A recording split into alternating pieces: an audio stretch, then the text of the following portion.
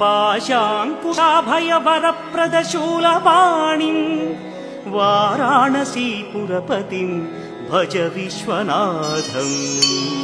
सीतांशुशोभितकिरीटविराजमानौ फालेक्षणानलविशोषितपञ्चबाणम् नागाधिपारचितभासुरकर्णपूरम् वाराणसीपुरपतिम् भज विश्वनाथम्। पञ्चाननं दुरितमत्तमतङ्गजानां नागान्तकं दनुजपुङ्गवपन्नगानां दावानलं मरणशोकजराटवीनां